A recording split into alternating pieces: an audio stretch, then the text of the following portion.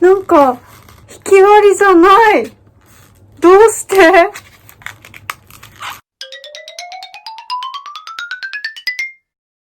皆さんこんにちは、しょうこです。今日は私の好きなじゃん、納豆を食べたいと思います。これはコンビニのローソンで買いました。はい、今日は納豆についてお話しして納豆を食べたいと思います。皆さんは納豆が好きですか？苦手な人も多いと思います。私はとても大好きです。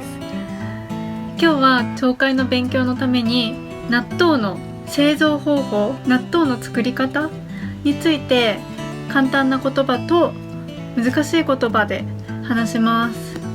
簡単な方から話すので、簡単な方が分かった人は難しい方も聞いてみてください。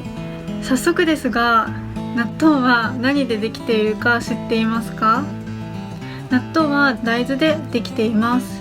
じゃあまず簡単な言葉で納豆の作り方を説明します。はい、では始めます。納豆の作り方。まずは大豆を選びます。小さすぎたり大きすぎたりする大豆を取って大きさを揃えます。その後、選んだ大豆を水で洗います。次に洗った大豆を3から20時間くらい水につけます。こうすると大豆が元の2倍ほどの大きさと重さになります。次は膨らんだ大豆を約2時間蒸します。そして蒸した大豆に納豆の菌をかけます。悪い菌が入らないようにするため、大豆が熱いうちにパックに入れます。パックに入れた大豆はちょうどいい温度と湿度の部屋で16から24時間寝かせます。こうして大豆を発酵させます。最後に発酵させた大豆を5度以下で冷やします。そしてきれいに包んで完成です。どうでしたか？字幕が欲しい人は設定から字幕をつけることもできます。では難しい言葉で話します。納豆の製造方法。まずは原料となる大豆の選別を行い、規格外のものを取り除きます。その後、水で洗浄します。次に洗浄した大豆を3から20時間ほど水に浸して吸水させます。これにより大豆が元の2倍ほどの重量、サイズになります。次は膨らんだ大豆を約2時間蒸し上げます。そして培養した納豆菌を蒸し上げた大豆に付着させます。雑菌の混入を防ぐため、大豆が熱いうちにパックに詰めます。パック詰めした大豆を適当な温度、湿度に設定された発酵室で16から24時間寝かせて発酵させます。最後に発酵させた大豆を5度以下で冷却し、納豆菌がこれ以上増殖しないように休眠させます。その後、包装し完成です。はい、どうでしたか？納豆の作り方が分かりましたか？そして納豆は主に2種類あります。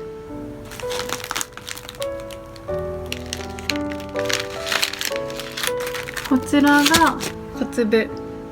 粒は大豆のそのままの形をしています。そして納豆は食べて美味しいだけではなく、たくさんの栄養素を含んでいます。タンパク質やビタミン、食物繊維、カルシウム、大豆イソフラボンなど体にとてもいい栄養がたくさんあります。ですから私にとって納豆は安いし美味しいし、それに体にもいいので最高の食べ物です。では実際に食べたいと思います。まずは小粒から食べます。これはどちらも3つで100円しませんでした。ですから1つ30円ぐらいで、30円しないかもしれません。結構安いですよね。こんな風に発泡スチロールに入っています。納豆のタレとからしが入っています。私はからしは好きじゃないので食べません。ベタベタしないようにこれがついてます。上手に剥がして食べます。そして食べやすいように分かれます。綺麗に取れるようになっています。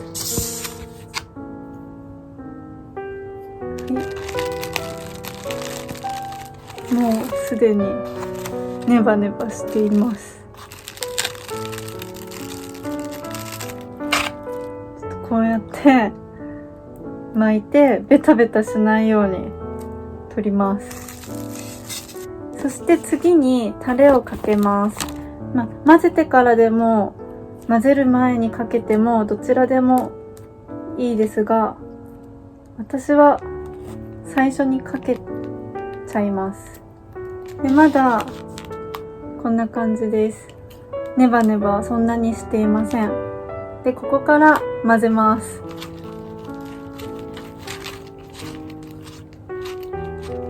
最初はぐるぐる勢いよく混ぜられないので、ちょっとほぐして混ぜやすくします。でだいたいほぐれてきたらぐるぐる混ぜます。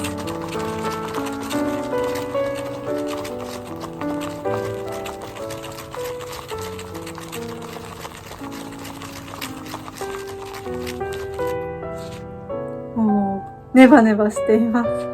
ネバネバしてきました。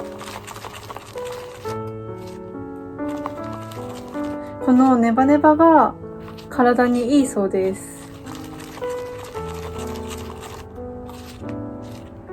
はい、ではいただきます。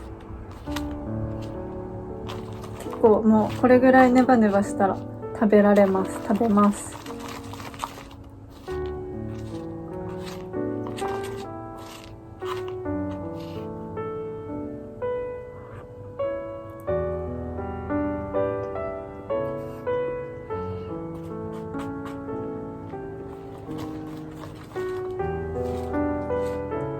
美味しい。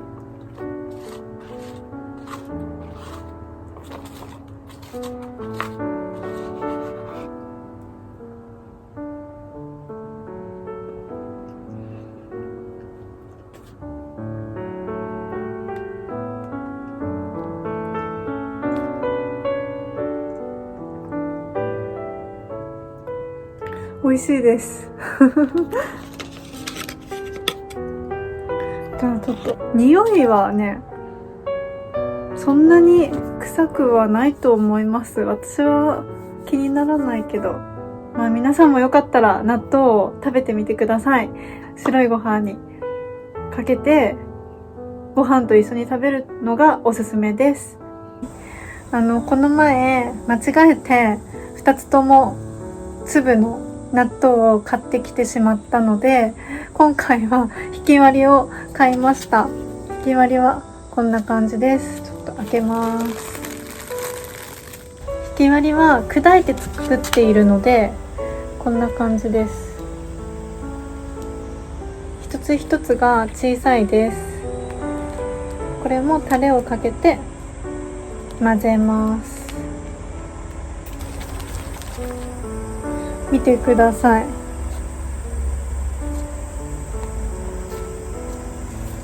美味しそうです。ただきます。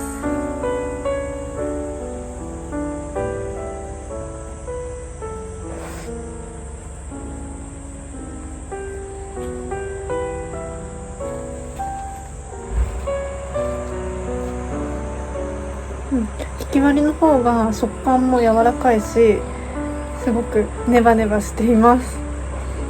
私はひき割りの方が好きです。皆さんもぜひひき割りと粒を食べてみてください。はい、ではこの動画が良かったらグッドボタンとチャンネル登録もよろしくお願いします。それではまたお会いしましょう。バイバイ。